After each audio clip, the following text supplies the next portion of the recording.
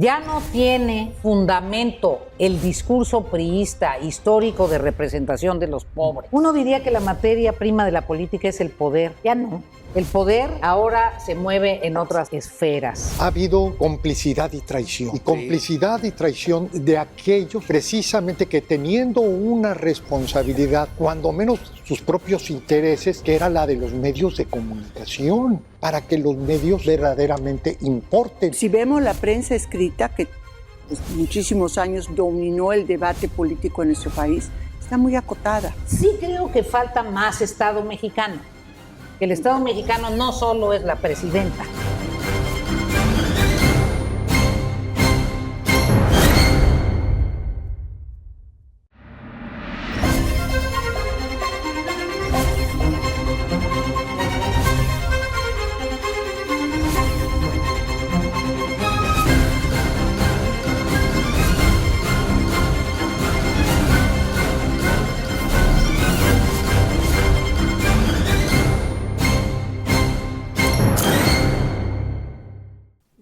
Bienvenidos a un programa más de Círculo Rojo, como siempre. Agradecido, Dulce María, por tu compañía, como siempre. Dulce María, ya ves, siempre me pasa lo mismo, Dulce María.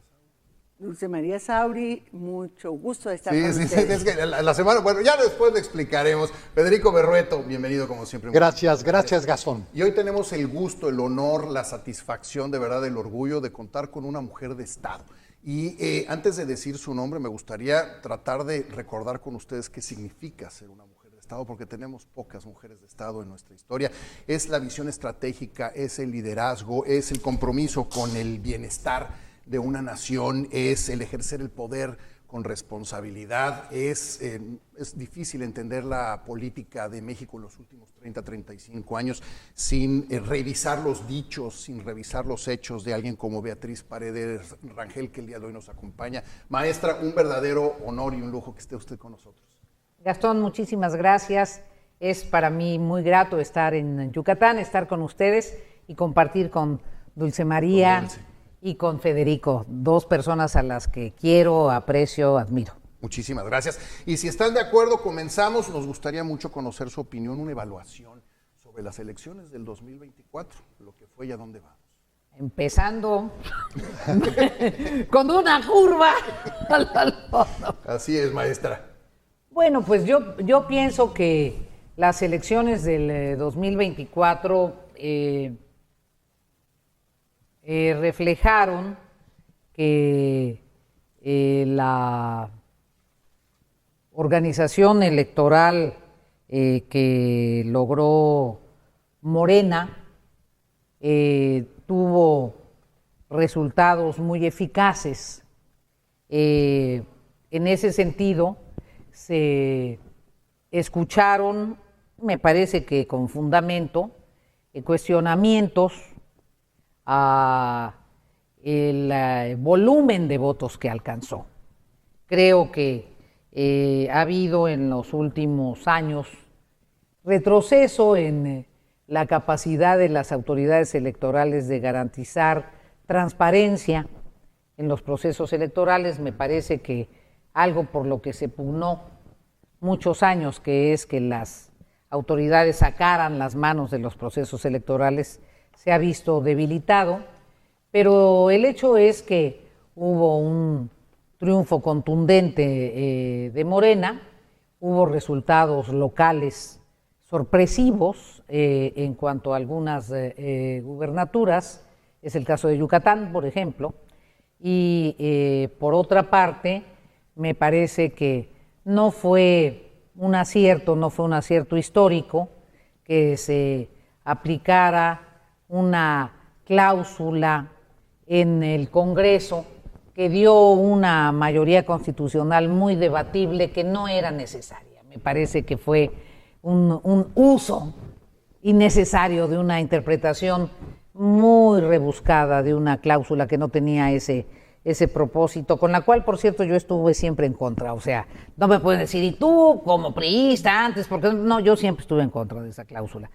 Entonces, el hecho es que tenemos en la Presidencia de la República y en las dos cámaras la presencia de un partido que tiende a ser hegemónico, y eso nos está planteando la necesidad de revisar cuál va a ser el destino del sistema político mexicano. A ver, a mí me gustaría retroceder un poco el reloj e irnos a los inicios del año 2023. Cuando empezaba a hablarse de la posibilidad de que los partidos en la oposición, significativamente PRI, PAN, PRD y Movimiento Ciudadano en aquel tiempo, pudieran construir una coalición electoral hacia la presidencia de la República. Claro que el primer punto era cómo elegir a candidatas a la presidencia o candidatos, pues en aquel momento no estaba definido desde luego el género de la persona. Pero también había sucedido que en noviembre de 2022, por primera vez, había habido una marcha muy fuerte, muy vigorosa, en más de 100 ciudades del país en apoyo al Instituto Nacional Electoral, que se veía amenazado por una legislación muy cuestionable. Que se creó un marco y empezó, finalmente los partidos políticos decidieron en junio elegir una candidatura a la presidencia de la República que, una vez concluido el proceso, postulara conjuntamente PRI, PAN, PRD. El Movimiento Ciudadano se quedó en el camino. Tú fuiste una protagonista central de esa etapa. Estoy hablando de junio al 1 de septiembre, que es cuando la candidata de la coalición Xochitl Gálvez rindió protesta. Si pudieras, en un ejercicio de imaginación histórica, no solo de análisis político, que eres tan rica en ello, si pudieras hacer un examen de qué harías distinto a lo que hicimos en esa etapa, y que pudiera surgir alguna recomendación, pues del fondo de tu corazón y de tu mente aguda política, de qué hacer. Muchas gracias, Dulce. Mira, yo diría que me parece que hubo un error analítico inicial. La coalición de los partidos de oposición empezó en el poder legislativo, como una coalición legislativa, y empezó en el Senado. Entonces sí me tocó ver toda su génesis, y empezó con el propósito de evitar, fue una coalición defensiva, de evitar reformas constitucionales que considerábamos los legisladores que estábamos en esa legislatura muy lesivas para el desarrollo democrático del país y para que el Estado mexicano se siguiera sosteniendo con los principios de la República establecidos en la Constitución. Entonces, allí fue donde se fragua y se va construyendo sobre la marcha la coalición. Esto es clave porque me parece que al ser una coalición que surge de manera defensiva, en función de reaccionar para que no tengan la mayoría constitucional, para que no le dé el PRI la mayoría constitucional a Morena, para que no le dé el PAN la mayoría constitucional a Morena, para que no le dé Movimiento Ciudadano la mayoría constitucional a Morena, se da de manera coyuntural y de forma defensiva legislativa. Eso nos permite, por ejemplo, preservar que la Constitución diga que la Guardia Nacional tiene que tener mando civil. Allí se da la primera gran coalición y nos permite defender al INE. En fin, entonces, esa coalición de carácter legislativo se traslada a las elecciones intermedias, también para que Morena no tenga la mayoría constitucional. Ese es el propósito, es legislativa y es defensiva. Me parece que los partidos no discutieron suficientemente una plataforma de coalición. Me parece que no pasaron de lo táctico a lo estratégico. Eso para mí es un error relevante, conceptual, porque no hubo en qué cosas sí el PRI y el PAN estaban de acuerdo y cuál era el compromiso, ya no en una coalición defensiva, sino en una coalición de propuestas que permitiera aterrizar con los militantes de ambos partidos. Porque el problema, y aquí quienes estamos sabemos de elecciones, no es hacer coaliciones en la cúpula. Eso lo puedes hacer en las cámaras, porque ahí estás con cúpulas que votan legislativamente en ese momento. No, el problema es que logren las coaliciones permear a las bases. Y las bases tienen que saber por qué en ese momento, sobre todo en regiones donde ha habido confrontaciones históricas, en ese momento van a olvidarse que aquellos con los que siempre han competido, pues tienen que dejar de competir. Y eso significa un esfuerzo de comunicación y de información y una conceptualización de por qué ahora estás junto. Me parece que faltó una construcción del contenido y del sentido positivo hacia adelante y no solo de resistencia o no solo en contra. Eso me parece que fue un principalísimo tema. Segundo, la argumentación de Movimiento Ciudadano no era una argumentación que podía desecharse. La argumentación de Movimiento Ciudadano en términos conceptuales era una argumentación fuerte.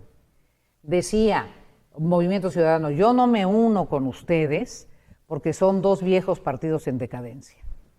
Y la sociedad mexicana, en síntesis eso decía, y la sociedad mexicana a lo que aspira es a nuevas propuestas. No era despreciable esa argumentación.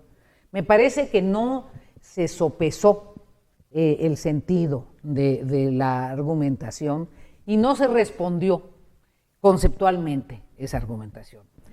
Tercero, y con esto señalo lo que para mí es mucho más importante, que no solo tiene que ver con este momento, sino con la política mexicana de los últimos años, que creo que los políticos no han entendido, y me parece que por eso nos ganó el licenciado López Obrador, porque fue un político que sí lo entendió.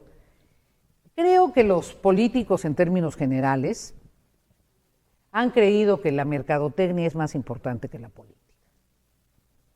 Y creo que al creer que la mercadotecnia es más importante que la política, pensaron que era muy importante construir candidaturas a partir de quién era popular mercadotécnicamente en las redes. Y que no necesariamente la popularidad mercadotécnica en las redes se traduce en capacidad política y en capacidad de articulación política y en capacidad de alianzas políticas. Y me parece que México ya había tenido una experiencia muy clara de que eso no ha sido del todo cierto, porque cuando el candidato López Obrador fue candidato, su presencia en el mundo de la comunicación alternativa no era muy fuerte. Esa presencia la construyó a lo largo de 6 años obsesivos comunicacionalmente en la presidencia de la República. Entonces, me parece que en lugar de tomar decisiones políticas estratégicas, tomaron decisiones mercadotécnicas. ¿Qué hubiesen sido decisiones políticas estratégicas? Revisar qué realmente podía ganar la oposición. En la hipótesis de que hubiesen construido una alianza con contenido, en la hipótesis de que hubiesen visto cuáles son las cosas que verdaderamente compartían, cuál era la plataforma básica que podías entregarle al militante del último rincón del país, de todos los partidos que estaban aliados, y que pudiera decir, sí, yo me identifico con esto, para poder hablar con su vecino que era militante del otro partido. En esa hipótesis que se hubiera hecho esto, decir, ¿y qué realmente podemos ganar? ¿Podemos tratar de tener un candidato competitivo por la presidencia? Desde luego. y hacer el esfuerzo por ganar. Pero podemos ganar el Senado. Hubiéramos podido ganar el Senado, yo estoy segura. Y probablemente hubiésemos tenido resultados mucho más fuertes en la Cámara de Diputados. Entonces se necesitaba un planteamiento integral de la elección y no un planteamiento concentrado solo en la presidencia de la República. Bueno, Gastón, auditorio, realmente es un privilegio estar ante dos personajes que nos pueden, como quizá nadie, dar una descripción, un análisis y además una exposición de lo que ha sido la historia de este país, con el agregado de que son políticas que mantienen un nivel de vigencia y además de visión sobre hacia dónde vamos como nación. Y bueno, la realidad a la cual ahora nos estamos enfrentando, pues es muy preocupante. Y quiero decir que es algo además que no solamente es nacional, es local y es global. Y como tal, yo lo que vería es una serie de coordenadas. Por ejemplo, que así como está el tema de la mercadotecnia, la digitalización de la comunicación, todo esto, también está... de comunicación también. Sí, lo que está ocurriendo a través de, bueno, esta revolución en realidad que está ocurriendo con los medios de comunicación, pero tiene un elemento que es la crisis del sistema de partidos, la crisis también en general del sistema de representación en su conjunto y la personalización de la política. Cuando hablamos de Estados Unidos, no hablamos de Estados Unidos, estamos hablando de su presidente. Cuando estamos hablando de México, estamos hablando de Andrés Manuel López Obrador. O sea, ya ni siquiera lo que pudiera ser el partido republicano, pues está bajo el dominio de una persona donde perdió capacidad incluso de resistir esta andanada avasallante, claramente autoritaria por parte de Donald Trump. Bueno, lo mismo ocurrió aquí en México, con la diferencia de que Andrés Manuel simplemente destruyó al PRD y se fue a crear su propio movimiento. Pero aquí el tema, sobre todo porque estás ante dos personas que vivieron la política en momentos cruciales.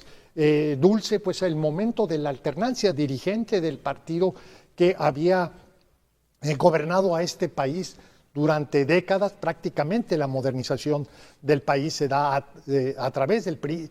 Ella es dirigente y le tocó vivir, digamos, ese episodio. Y Beatriz, pues Beatriz, que ha estado en paralelo prácticamente a todos los acontecimientos relevantes de la política nacional, singularmente el ejercicio frustrado de construir una candidatura presidencial. Y lo digo frustrado porque ni siquiera se llegó hasta sus últimas consecuencias, ya lo comentaremos más adelante. Pero aquí la pregunta que yo haría después de esta reflexión y de expresar mi satisfacción y orgullo de estar con ustedes es el tema de los partidos políticos. ¿Cuál es la realidad? ¿Hacia dónde vamos? Y si tenemos todavía una posibilidad de articular la política a través de los partidos políticos. ¿Hago un comentario y luego hace un comentario mi querida Dulce o hago un comentario? Tú eres la invitada y la dueña del micrófono. Gracias. Pero Gastón, yo sí quiero comentar, agradeciendo tu generosísima presentación, que si hay una política a la que yo aprecio, admiro y respeto como una política de Estado es a Dulce María Ceballos. Con enorme sinceridad lo digo. Bien. Mira, Federico, yo pienso que cuando mencionas la crisis de la democracia representativa, en cuanto a la definición que conocimos expresada por los teóricos, estás tocando un punto medular que va muy hermanada a la crisis de los partidos, pero también a otra cosa, a la crisis de los congresos. ¿Y dónde empezó la crisis de los congresos? Cuando los países dejaron de definir autónomamente sus políticas económicas. Cuando las directrices de las políticas económicas venían por razones macroeconómicas globales.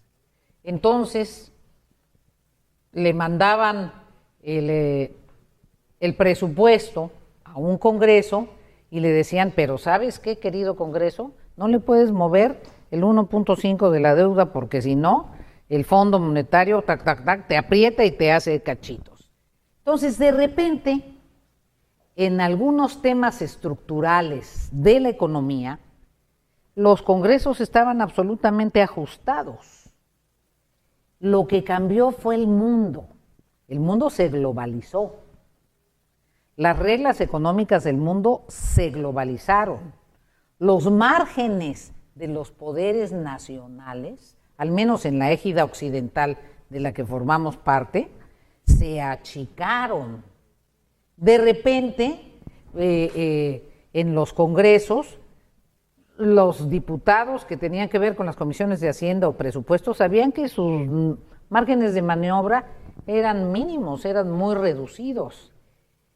Y eso hizo que la representatividad de los congresos fuera disminuyendo y que las ofertas de los candidatos partidistas simplemente no se fueran cumpliendo. Entonces ha habido un nivel de desgaste y de deterioro enorme, enorme. Y no olvidemos que la región América Latina específicamente ha vivido etapas de ajuste sucesivas, por una parte. Le voy a tener que interrumpir ahí y le pido una disculpa, maestra, porque vamos a tener que ir a un corte, pero regresamos y seguimos con esta idea para no tener al rato problemas con el tiempo. Vamos a un corte. Estamos platicando con Beatriz Paredes, María Sauri, Federico Berrueto.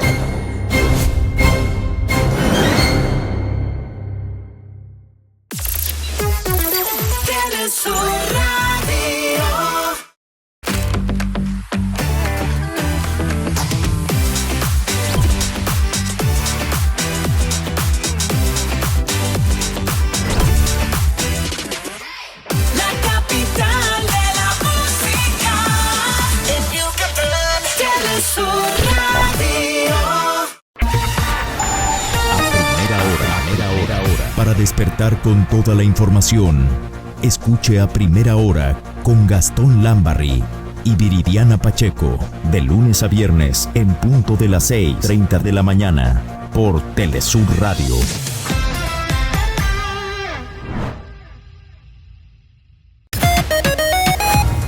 El playlist de tu día.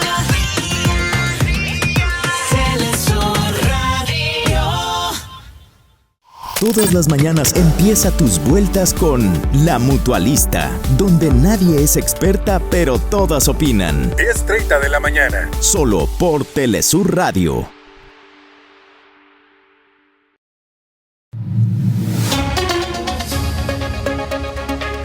Manténgase informado de lunes a viernes a la 1:30 de la tarde con Juan Pablo Galicia y Fernanda Solís. Solo por Telesur Radio.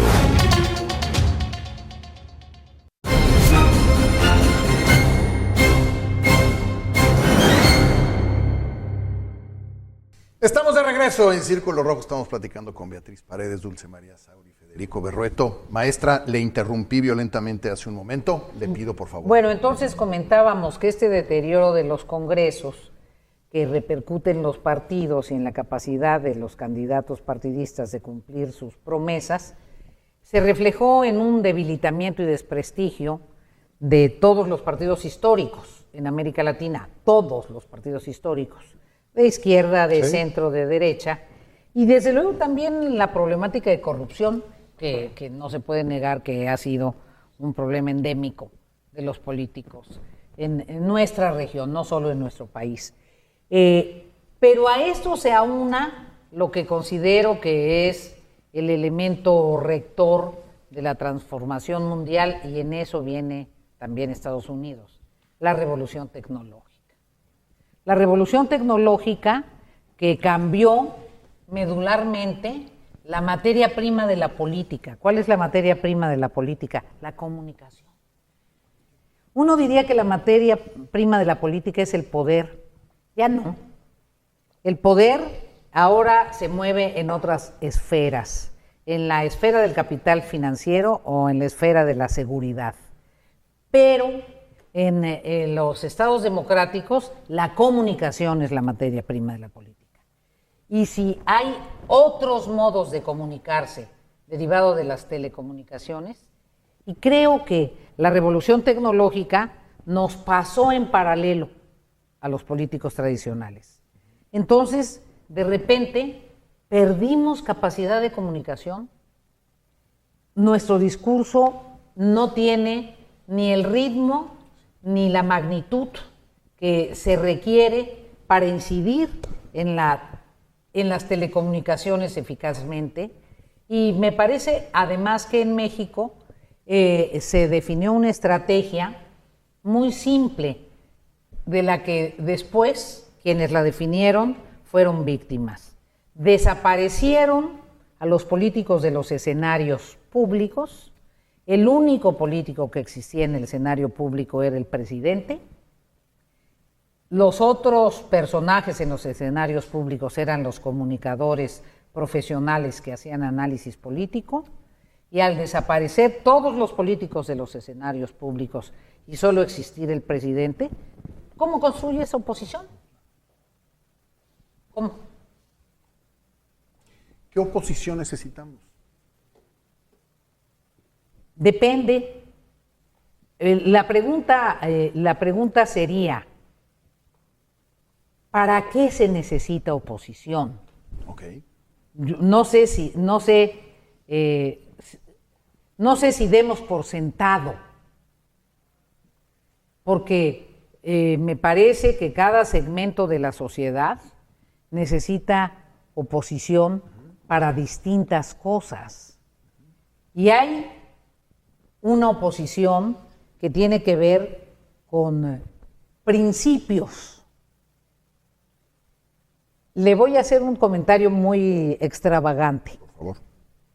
A veces creo que habemos cierto tipo de políticos que somos necesarios para el país, pero no necesariamente útiles para las personas del país. Okay. Porque somos políticos de principios. El país debe ser democrático, sí. ¿A cuántas personas en este momento les importa que el país sea democrático? Cada vez menos. No lo sé. Creo que la democracia solo se reclama cuando deja de existir. Exactamente. Igual que la libertad. Exactamente. Cuando empiezas a sentir que pierdes la libertad es cuando dices la libertad, y ahí es cuando dices, bueno, es que la libertad solo florece cuando hay democracia. Entonces, hay un conjunto de valores, por ejemplo, la justicia. La justicia aparentemente nos debería de llamar la atención, nos debería convocar a todos. Pero aún así dejamos que hubiese este desastre con el Poder Judicial. Entonces, creo que estamos en una crisis en donde los valores andan por acá y la perspectiva social anda por acá. La oposición la provoca el entorno. Dependiendo del tema que más le preocupe a la gente, que no necesariamente es entonces la democracia, como para algunos de nosotros vemos que está amenazada. Tenemos que convencer a los demás de que esa es la oposición que necesitamos entonces. No lo sé. Yo creo que la oposición no la provoca el entorno. Yo creo que hay una oposición de las bases y un análisis de los políticos, de la élite política. Lo que necesitamos es lograr que las bases y los políticos de la élite política anden en la misma sintonía.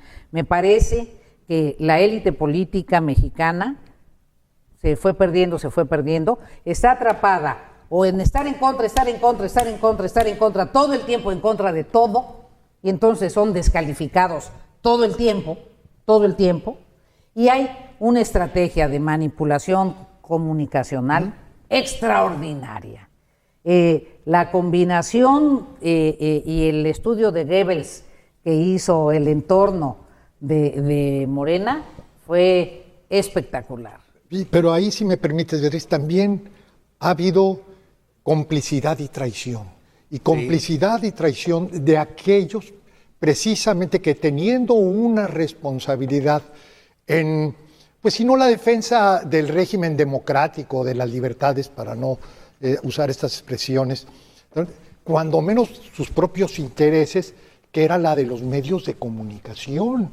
Sus condiciones de eficacia están precisamente en el ejercicio de la libertad. Ya no digo como un valor supremo, sino simplemente para que los medios verdaderamente importen y puedan cumplir su tarea. ¿Se allanaron? O sea, totalmente. Yo creo que lo que estamos viviendo en esta, vamos a decir, dualidad entre una élite que está en una pista y una masa, una base muy amplia que son las y los ciudadanos, lo muestra con mucha claridad el hecho de que no asumimos ni entendemos lo que hace un momento planteabas, Beatriz, la revolución tecnológica. Incluso estamos fijándonos mucho en los medios de comunicación tradicionales.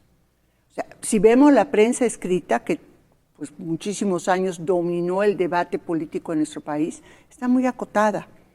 Si vemos los tradicionales medios electrónicos, la televisión abierta, sigue teniendo un peso relevante porque alrededor de la mitad de la población mexicana tiene todavía acceso a la televisión abierta, lo cual no quiere decir que la utilice. Conocemos muy poco de qué está pasando en los medios digitales.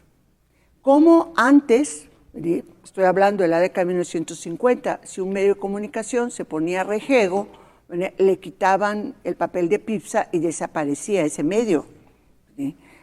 Puedo hablar también del problema de aquel famoso cerro de Chiquihuite, ¿no? Ah, claro. Era cuando tomaron las instalaciones del Canal 40, cuando hablamos de métodos digitales, de métodos electrónicos. Pero ahora, tomar la multiplicidad de los métodos digitales es muy complicado. Porque voy a citar un caso muy específico, aunque reconozco que siempre se necesita dinero, pues, o sea, en todo lugar se necesita dinero. Te cierran todos los espacios en México, pones tu canal de YouTube, caray. Hasta nosotras lo podíamos hacer. O sea, esto es lo que tenemos que repensar. Cuando digo que hay que pensar fuera de la caja, tenemos que pensar otra manera de hacer oposiciones, insistir en el plural de la palabra, que eso es lo que tenemos que discutir abiertamente, algo que tenga sentido, que podamos responder ¿para qué? Y que les haga sentido. ¿Y el para qué? Porque lo que le ha pasado a los partidos, regresemos a tu pregunta original, ¿qué le ha pasado a los partidos concretos? ¿Quién representa a los pobres? Morena. Entonces el PRI ya no tiene fundamento el discurso priista histórico de representación de los pobres. Ese es el gran debate que se tiene que dar hacia el interior del PRI. ¿A quién va a representar el PRI? A la burocracia priista que durante muchos años abrigó y defendió el ideario de la Revolución Mexicana, ¿o a quién? Evidentemente, a los pobres los representa Morena, o los pretende representar Morena. ¿A quién representa el PAN? ¿A cuáles clases medias? ¿Qué está pasando con los nuevos partidos que se están peleando la representación de las clases medias? Puede que desfonden al PAN, ¿eh? Entonces, el problema es a quiénes estamos representando, a quiénes pretenden representar, o los ciudadanos ya no requieren representarse en partidos políticos, o los partidos políticos van a ser, como en algunos países, solo maquinarias electorales que funcionen en procesos electorales con profesionales electorales que abracen a personalidades ciudadanas en momentos de las elecciones. Entonces, a lo mejor es un momento, es el tiempo de repensar también el perfil de los partidos políticos. En México estamos muy atados al concepto de los partidos políticos tradicionales y muy en el en el concepto de los partidos políticos con grandes estructuras y con aparatos sociales. A lo mejor ya no. Exactamente. Y mucho menos con la revolución tecnológica. Maestra, voy a hacer un pequeño cambio de tema porque nos gustaría mucho también que nos contara un poco de su profunda relación con Yucatán. Bueno, yo creo que Cuéntenos un poco de él.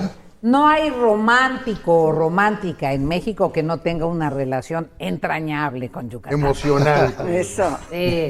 Pues primero, mi relación personal sí tiene que ver esencialmente con la música yucateca. Ok.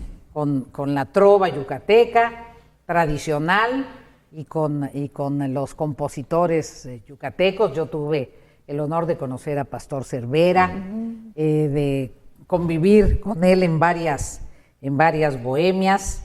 De mis colaboradores más valiosos han sido 2 yucatecos muy queridos por mí. También tuve el honor, el privilegio de trabajar con don Víctor Cervera Pacheco. Okay. Aprendí mucho con Víctor Cervera Pacheco, de él, de su liderazgo y de la política de Yucatán, porque me dio la enorme oportunidad de acompañar algunos procesos aquí en Yucatán y de acercarme. Y también por la civilización maya. Yo tengo cierta predisposición por la historia prehispánica. Nací en un pueblo prehispánico, uno de los señoríos de la antigua República de Tlaxcala, entonces siempre he estado con mi cabeza un poco en la onda prehispánica. Okay. De niña jugaba entre piezas arqueológicas, entonces ya sabrán. Y en Tlaxcala hubo un descubrimiento arqueológico excepcional en 1975, la zona arqueológica de Cacazla, donde hay unos murales extraordinarios que son de origen maya y son un enigma porque son los murales con pictografía maya más al norte de Mesoamérica. Son espectaculares. ¿Nadie sabe cómo llegaron allá? Son espectaculares. No tenemos una explicación suficiente de cómo llegaron allá. Son verdaderamente espectaculares. Y soy una fascinada de Yucatán y creo que, no siendo yucateca, soy una de las personas que más conoce el Estado. Tuve la oportunidad de formar parte del Consejo de Cordemex, representando a la CNC y luego a la Secretaría de la Reforma Agraria. He recorrido todo el Estado, en fin, me encanta. ¿Y para qué les digo de la comida yucateca? Mejor ni lo menciono porque mis kilitos lo revelan. Nada, y usted sigue dando clases como siempre lo ha hecho. Me sorprende mucho, aún siendo gobernadora, daba clases. Efectivamente, pues me encanta, la docencia me encanta, la educación me parece. Y esas cosas no se sabía necesariamente en todas partes, ¿eh? Pero yo hago muchas cosas que no se saben. No creo que, no soy de las personas que piense que lo íntimo se deba volver público.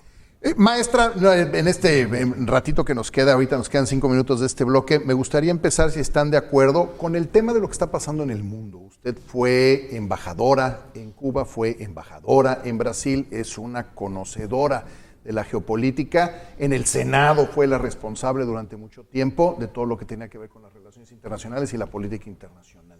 Las cosas han cambiado en las últimas 7 semanas de una manera que cuesta trabajo mantener el paso para entender qué está pasando. Sus impresiones primeras sobre la llegada de Donald Trump y el escándalo que está generando. Bueno, hay que tomar aire para hablar de Donald Trump. Yo supuse que podía ganar Donald Trump. Me parece que lamentablemente el presidente Biden tomó muy tarde la decisión de retirarse. Totalmente. Creo que el Partido Demócrata se equivocó, que debió haber postulado desde el principio otra opción, no al presidente Biden, y que quizá así hubiesen sido mucho más competitivos. Me parece que el sistema político norteamericano ya dio de sí. Creo que lamentablemente por los intereses que representa, no han podido hacer una profunda reforma política y los extremos de los partidos forzan a los partidos. El extremo más conservador de los republicanos acaba determinando a los republicanos. Si tuviesen una reforma política, ese extremo tendría una representación que sería el 10%, pero al no tener más opciones, finalmente los extremos están tomando un peso muy grande en los partidos y no triunfa la medianía ni la sensatez.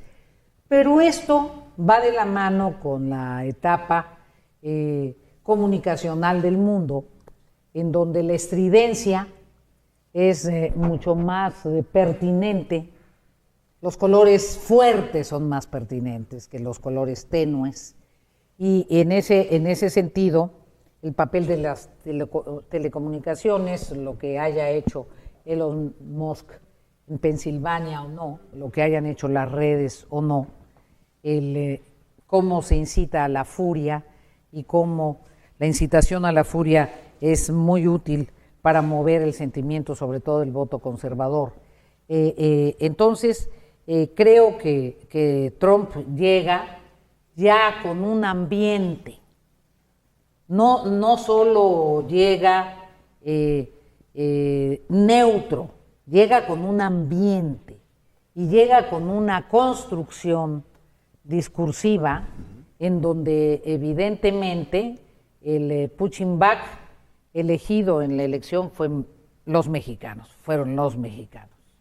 Entonces, esto, desde mi perspectiva, debería llevar el Estado mexicano a una estrategia de prospectiva y de escenarios que ya se veían venir. Era muy difícil no considerar que Trump iba a ser muy agresivo con nosotros y desde luego quizá la sorpresa, lo único que desde mi perspectiva no estaba en el diseño prospectivo previsible fue su posición en relación a Ucrania. Todo lo demás, desde mi punto de vista, era absolutamente previsible. Creo que lo que salió un poco de la partitura previsible de Trump fue su posición en relación a Ucrania. Vamos a ir a un corte, regresamos, estamos platicando con Beatriz Paredes, con Dulce María Sauri, con Federico Berrueto, no tardamos, está usted en...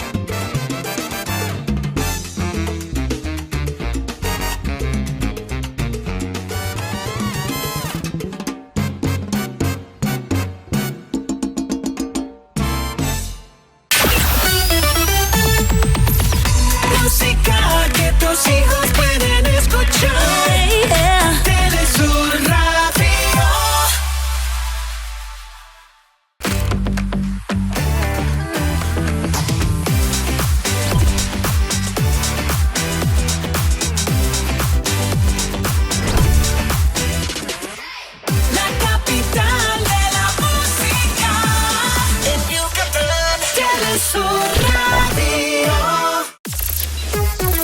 Telesur Radio.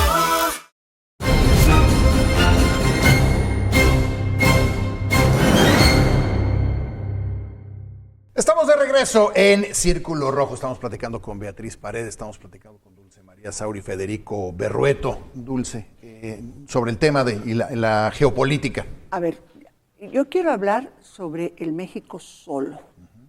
La percepción que existe en que México está lidiando en estos 50 días del gobierno de Donald Trump en una soledad internacional como jamás había tenido nuestro país.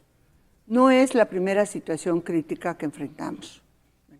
En la parte económica, pues está el caso del error de diciembre, 94-95, pero sí donde más he notado la falta de solidaridad, especialmente latinoamericana. Yo lamenté profundamente que no hubiese podido reunirse la comisión que encabeza la presidenta de Honduras, que iba a tratar el tema migratorio, no el comercial, porque los flujos migratorios principalmente son de ciudadanas y ciudadanos de los países del sur de México. Entonces, la Unión Europea se agrupó en torno a Ucrania. Canadá tuvo, además de su pertenencia, que no hay que olvidar que el jefe del Estado canadiense es el rey de Inglaterra. O sea, el gobierno está encabezado, estuvo encabezado por Justin Trudeau y ahora tiene un nuevo primer ministro, pero eso le da una comunicación con Europa y con la Unión Europea, aunque Inglaterra, el Reino Unido no forma parte, nosotros no. Entonces, con esa experiencia latinoamericanista que tienes, Beatriz, de tantos años, ¿qué podemos esperar de solidaridad internacional en los problemas que está teniendo México? O si necesitamos la solidaridad internacional. Bueno, yo agradezco mucho esta pregunta de Dulce porque me permite hacer un comentario que me siento con la responsabilidad de hacer. En esta etapa de regreso a dar clases, he dado mucho la historia del siglo XIX. Y a mí me parece que el siglo XXI tiene algunos aspectos para nuestro país en donde podemos cometer algunos errores similares a los que algunas corrientes en México cometieron en el siglo XIX. Pienso que en materia de preservar la soberanía de nuestro país, no tengo la menor duda de que todos los mexicanos debemos estar con la jefatura del Estado mexicano. Ahí, esa es mi posición, estoy convencida.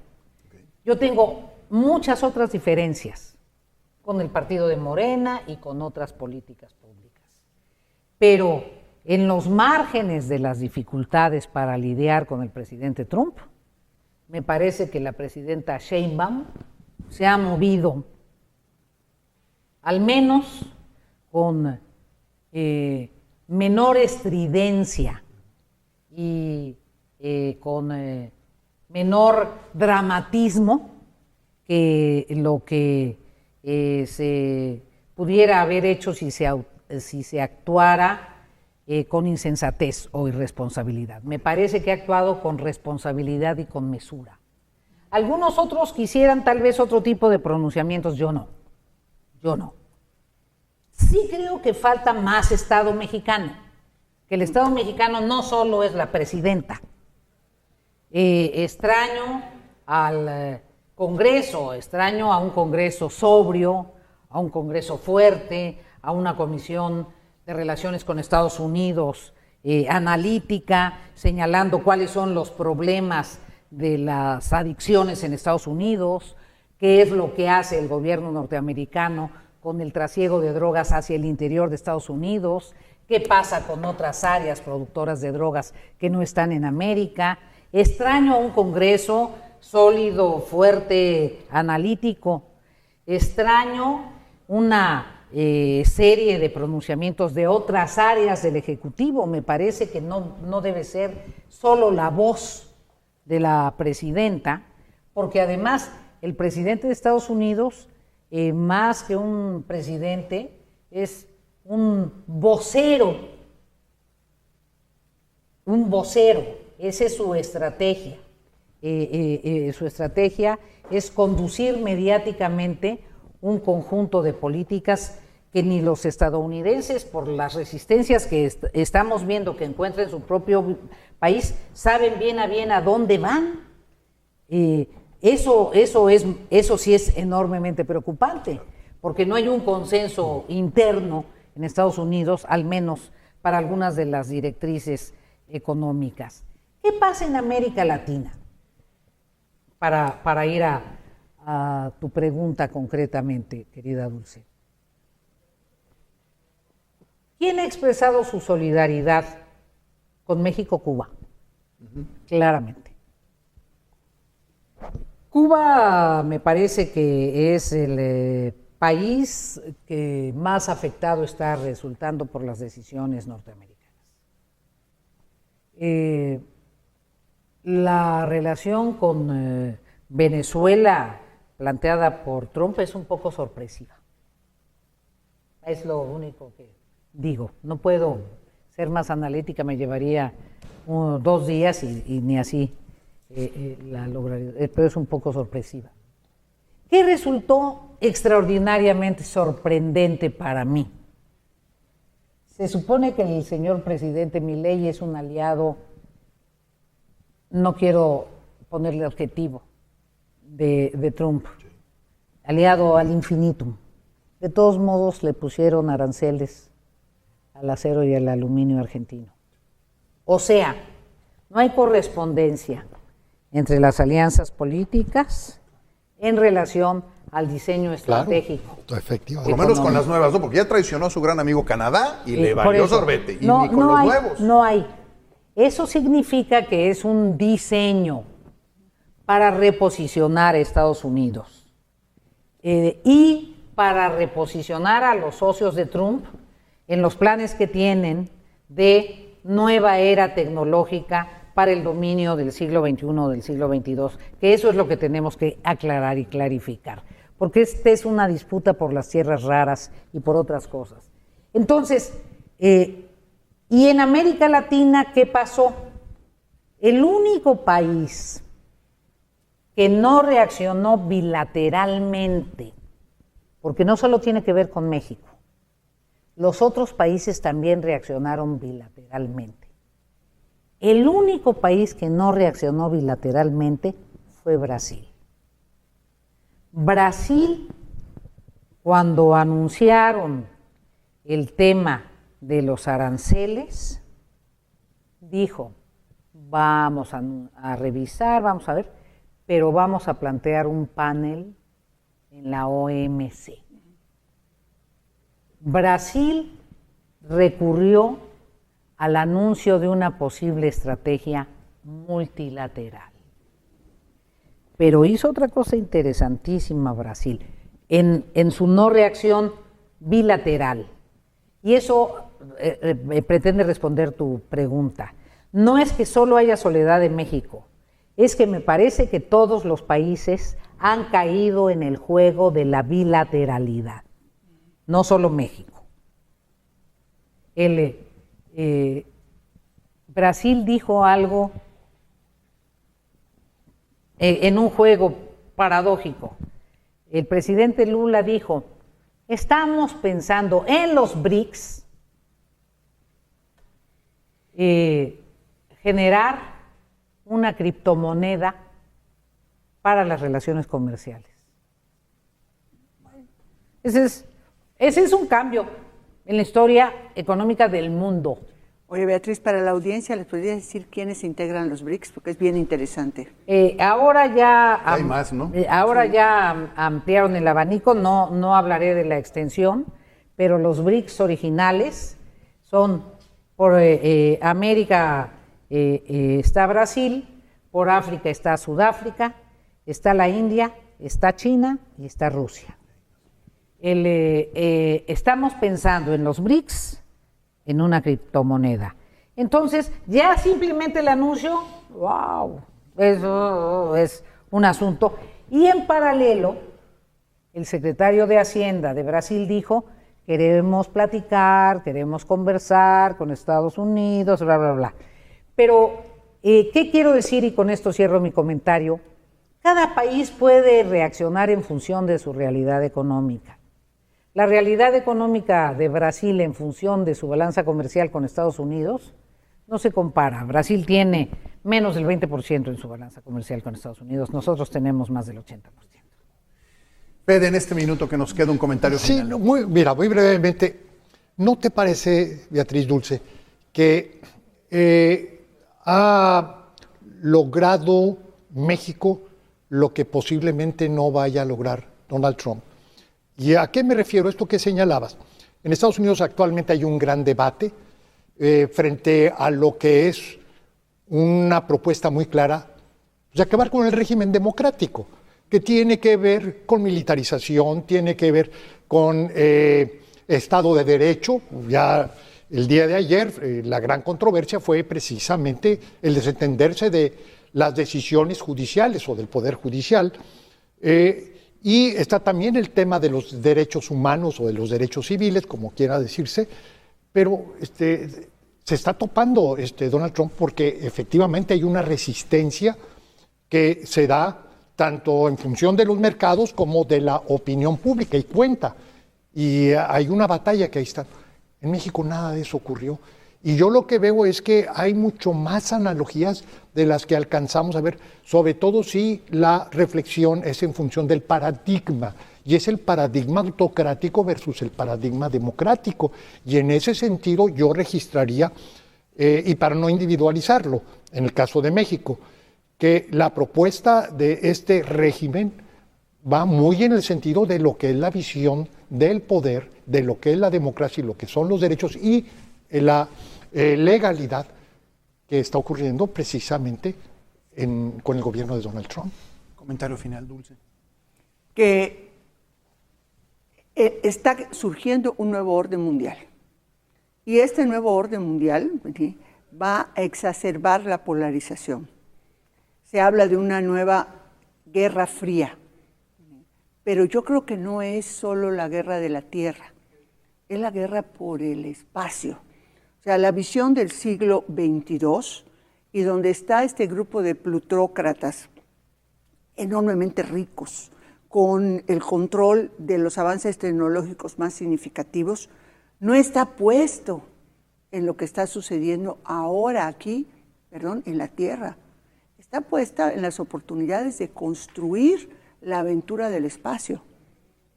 No es una locura lo que estoy diciendo, solo lo quiero dejar para una reflexión posterior. Porque a final de cuentas, estos plutócratas que ayudaron al retorno de Donald Trump a la Casa Blanca, compraron 4 años de desregulación total para esta aventura. O 2, porque es el tiempo que tienen elecciones. Intermedias. Allá. Y dentro de esto, pues tenemos la responsabilidad y la obligación como mexicanas, como pueblo de México, de pensar en nuestro futuro. Estemos donde estemos, en la oposición, no en la oposición, en el gobierno o fuera de él, es nuestra responsabilidad. Maestra, quiero agradecerle de parte de todo el equipo, de todo Telesur, el que haya aceptado esta invitación. Un verdadero gusto y un placer escucharla, verla y poder platicar con usted y aprender de usted. Muchísimas gracias. Gastón, muchísimas gracias. Muchas gracias a todos ustedes por su atención. Federico, Dulce, y encantada de estar en Mérida y con enorme amor por Yucatán. Muchísimas gracias. Bueno, así llegamos al final de un programa más. Nos escuchamos y vemos la próxima semana. Beatriz Paredes, Dulce María Sauri, Federico Berrueto. Me despido. Tengamos todos una buena noche.